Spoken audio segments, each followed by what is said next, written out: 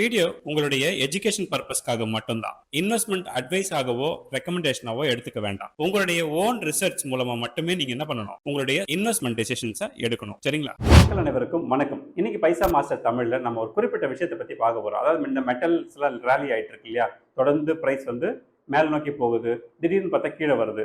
But இப்போ இந்த மெட்டலோட ரேலிங்கிறது நடந்துட்டு இருக்கிறது என்னமோ உண்மைதான். காப்பர்ல கூட பாருங்க, தொடர்ந்து இப்போ சில்வர் என்னதான் உங்களுக்கு ஸ்லோ டவுன் ஆனாலும் காப்பர் உங்களுக்கு வந்து கொஞ்சம் மேலே போயிட்டு இருக்கு. ஸோ இதை வச்சு நம்மளுடைய வியூவர் ஒருத்தர் என்ன பண்ணிருக்காங்க, கமெண்ட்ஸ்ல ஒரு விஷயம் கேட்டிருக்காரு. அதாவது என்னன்னா, இப்போ மெட்டல் எல்லாமே ரேலி ஆகிட்டு போயிட்டு இருக்கும்போது என்ன ஆகும்னா, அவங்க மேனுஃபேக்சரிங் காஸ்ட் அதிகமாகிடும்.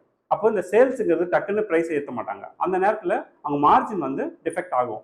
டிஃபெக்ட் ஆகும்போது அதோட ஷேர் ப்ரைஸ் என்ன ஆகும், குறையும். அதாவது ப்ராஃபிட் குறைஞ்சதுன்னா ஆட்டோமேட்டிக்காக ஷேர் ப்ரைஸும் குறையும். இந்த மாதிரி நேரத்தில் நம்ம இன்வெஸ்ட் பண்ணிட்டு நாளைக்கு மெட்டல் ப்ரைஸ் எல்லாம் கூல் டவுன் ஆகும்போது நம்ம வந்து நல்ல லாபம் வரும் இல்லையா அப்படின்னு ஒரு கேள்வி கேட்டிருக்காரு. இந்த மாதிரிலாம் இன்வெஸ்ட் பண்ணலாமான்னு. ஆக்சுவலாக விஜய், நீங்கள் எங்கே இருக்கீங்கன்னு எனக்கு தெரியாது. இந்த மாதிரிலாம் நானும் யோசிச்சதில்லை. பட் இதெல்லாம் ஒர்க் அவுட் ஆகுமா ஆகாதாங்கிறது ப்ராக்டிக்கலாக நம்ம பார்க்கலாம். பட் இந்த மெட்டலில் வந்து நீங்கள் மெட்டல் ப்ரைஸ் ஏறுச்சுன்னா மார்ஜின் குறையுங்கிறது வந்து ஆக்சுவலாக தப்பு. எப்படின்னா, மெட்டல் ஏறும்பொழுது ப்ரைஸ் ஃபிக்ஸ் பண்ணும்போது அதுக்கான ஈக்குவலண்ட் மார்ஜின் வந்து ஆட்டோமேட்டிக்காக சிஸ்டமில் பில்லிங் பண்ணும்போதே அதை மாற்றிடுவாங்க. இப்போ ஒரு டன் 67 ரூபாய் விற்கிதுன்னு வச்சுக்கோங்க, ரா மெட்டீரியல். அப்போ 67 ரூபாய்க்கு மேனுஃபேக்சரிங் பண்ணக்கூடிய ஒரு விஷயத்த உங்களுக்கு 100 ரூபாய்க்கு விற்கிறாங்கன்னா 67 ஒரு வேலை 80 ஆச்சுன்னா அதுக்கேற்ற மாதிரி சப்சிக்வெண்ட்டாக இது மாறிடும். ஸோ மார்ஜின் வந்து எப்போ திரும்ப குறைப்பாங்க, மார்க்கெட்டில் இந்த பொருளை வாங்கவே மாட்டாங்க அப்படின்னும் பொழுது தான் மார்ஜினை குறைப்பாங்க. ஸோ இதை நீங்கள் புரிஞ்சுக்கணும். ஸோ மார்ஜின் வந்து குறையுங்கிறதெல்லாம் வந்து நாட் பாசிபிள். பட் நீங்கள் சொன்ன ஐடியா நல்லா இருக்குது. மார்ஜின் ஒரு குறைஞ்சதுன்னா ப்ராஃபிட் குறையும், ப்ராஃபிட் குறைஞ்சா ஷேர் ப்ரைஸ் குறையும். ஸோ மெட்டலோட ப்ரைஸ் குறையும் பொழுது ஆட்டோமேட்டிக்காக இதோட மார்ஜின் அதிகமாகி இந்த ஷேர் ப்ரைஸ் மேலே வரும்ன்ற ஐடியா நல்லா இருக்கு. பட் அப்படிதான் மார்க்கெட்டில் நடக்குதான்னு கேட்டால் கிடையாது. இப்போ வாரி எடுத்துக்கிட்டிங்கன்னா, பேனல் ரேட் இருக்குல்ல, சோலார் பேனல், அது வந்து வெள்ளி விலை ஏறும் பொழுது எதுவும் சப்சிக்வெண்ட்டாக ஏறுது. டிமாண்ட் இப்போ நீங்கள் வந்து வெளியே விசாரிச்சு பாருங்களா, வாரியோட ஸ்டாக் எங்கேயாவது விசாரிச்சு பார்த்தீங்கன்னா கிடைக்கவே மாட்டேங்குது. அந்த அளவுக்கு டிமாண்ட்ஃபுல்லான ப்ராடக்டாக எது ஆயிடுச்சு. அதுவும் இந்த டிசிஆர் பேனல்ஸ் எல்லாம் வந்து அவைலபிலிட்டி ரொம்ப கம்மியாக இருக்குது. நான் டிசிஆர் கிடைக்கும், பட் டிசிஆர் கிடைக்கிறதுல ரொம்ப பிரச்சனை இருக்கு. அதனால ஆட்டோமேட்டிக்காக வெள்ளி விலை ஏறுச்சுன்னா உங்களுக்கு சோலார் பேனலோட விலையும் ஆப்வியஸாக ஏறிடும். அதனால இதுக்கான பெனிஃபிட் உங்களுக்கு கிடைக்குமா இல்லையான்னு எனக்கு தெரியாது. ஒருவேளை நீங்கள் இப்படி கூட யோசிக்கலாம், இப்போ மெட்டல் எல்லாம் ரேலி ஆகிட்டு இருக்கு இல்லையா, இப்போ மெட்டலில் டைரெக்டாக போய் இன்வெஸ்ட் பண்ணாமல் நாம் ஏன் மெட்டலில் மேனுஃபேக்சரிங் பண்ணுற கம்பெனிலே இன்வெஸ்ட் பண்ணிடக்கூடாது? அது ஒரு நல்ல ஐடியா தான். ஏன்னா பார்த்தீங்கன்னா, உங்களுக்கு மெட்டலுங்கிறது கொஞ்சம் கூட குறைய வந்தாலும் இங்கே சர்வீஸ்னு ஒன்று இருக்குது, ப்ராஃபிட்னு ஒன்று இருக்குது. அதை பேஸ் பண்ணி பல விஷயங்கள் உங்களுக்கு சேஃப்கார்ட் பண்ணிக்கும் இல்லையா.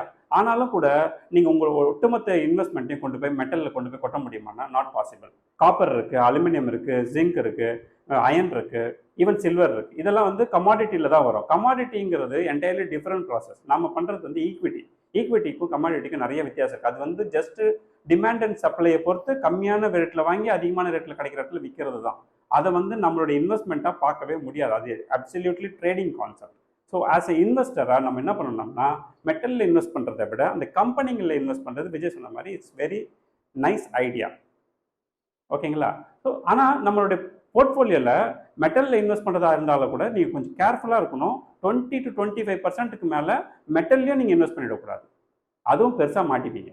ஒரு காலத்தில் ரேலி எடுக்கிற அதே சில நிறுவனங்கள் 2021-22 ரேலி எடுத்து 23-24 பார்த்தீங்கன்னா ஸ்லட்ஜும் ஆயிருக்கு. அப்போ அந்த மாதிரி பிரச்சனை நீங்கள் மாட்டிக்க கூடாது இல்லையா. கேர்ஃபுல்லாக இருக்கணும்னா நீங்கள் உங்கள் போர்ட்ஃபோலியோவில் ஒரு போர்ஷனை தான் நீங்கள் அதை அவைல் பண்ணணுமே தவிர ஒட்டுமொத்தமாக ஒரு 50-60% அதை அவைல் பண்ணுறது வந்து அவ்வளோ பாதுகாப்பான முதலீடாக இருக்க வாய்ப்பே இல்லை. சில்வரில் கூட ஏன் பெரிய பெரிய எக்ஸ்பர்ட்ஸ்லாம் வந்து இன்வெஸ்ட்மெண்ட்டாக சில்வரை பண்ணாதீங்க, ட்ரேடிங்காக பண்ணுறவங்க பண்ணிட்டு இருக்கோம், அதை பற்றி பேசுகிறேன். பட் லாங் டேர்ம் இன்வெஸ்ட்மெண்ட்டாக ஏன் பண்ணாதீங்கன்னு சொல்கிறாங்கன்னா, ஹை வாலடைலிட்டி. ஏன்னா இது வந்து கமாடிட்டி லைனில் வரும் உங்களுக்கு. எது? சில்வர். இப்போ எப்படி நீங்கள் காப்பரை பார்க்குறீங்களோ, எப்படி நீங்கள் வந்து ஒரு அலுமினியத்தை பார்க்குறீங்களோ, அதோட தேவை இருக்கணும், சப்ளை குறையணும். அந்த நேரத்தில் தான் அது ரேட் ஏறும் இல்லையா. ஒருவேளை தேவை இருக்கும்போது சப்ளை இருந்துச்சுன்னா நமக்கு ரேட்டெல்லாம் வந்து எக்ஸ்பெக்ட் பண்ணுற அளவுக்கு இருக்காது. டிமாண்ட் இல்லாமல் போனாலும் உங்களுக்கு அது யூஸ்ஃபுல்லாக இருக்காது. அதனால கேர்ஃபுல்லாக இருங்க. உங்களுக்கு கோல்டு வந்து ஆக்சுவலாக மெட்டல் தான் இருந்தாலும் உங்களுக்கு கன்சிஸ்டண்ட்டாக க்ரோ ஆகுமே தவிர அது வந்து ஹை வாலடைலிட்டி, திடீர்னு தூங்கிட்டு திடீர்னு எந்திரிச்சு அந்த வேலையை செய்யாது. இப்போ கோல்டும் சில்வரும் எப்பவுமே பார்த்தீங்கன்னா 1:50 ரேஷியோவில் தான் இருக்கும். அதாவது 50 ரூபாய் கோல்டுனா 1 ரூபாய்க்கு உங்களுக்கு சில்வர் கிடைக்கும்.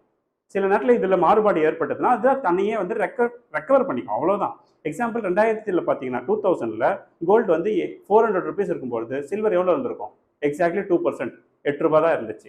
இன்னைக்கு சப்போஸ் ஒரு கணக்குக்கு சொல்கிறேன், இன்னைக்கு கோல்டு ஒரு வேலை 916 14,000 ருபீஸ் இருக்குன்னா உங்களுக்கு சில்வர் எவ்வளோ இருக்கும்? 2%னா 280 ரூபா இருக்கா?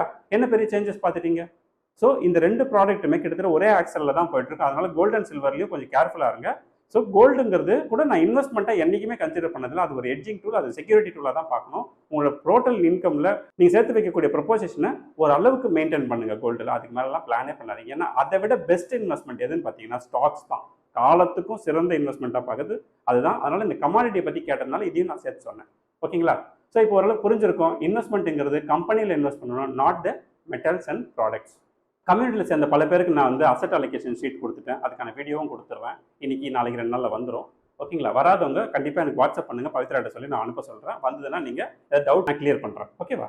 கம்யூனிட்டியில் ஜாயின் பண்ணலைன்னா டிஸ்கிரிப்ஷனில் லிங்க் கொடுத்துருக்கேன். கண்டிப்பாக லிங்கை ஓப்பன் பண்ணிங்கன்னா ஒரு வீடியோ வரும், பாருங்கள். பிடிச்சிருந்தா ஜாயின் பண்ணுங்கள். ஓகேவா? ஸோ அடுத்த ஒரு இன்ட்ரெஸ்டிங்கான வீடியோ. நன்றி.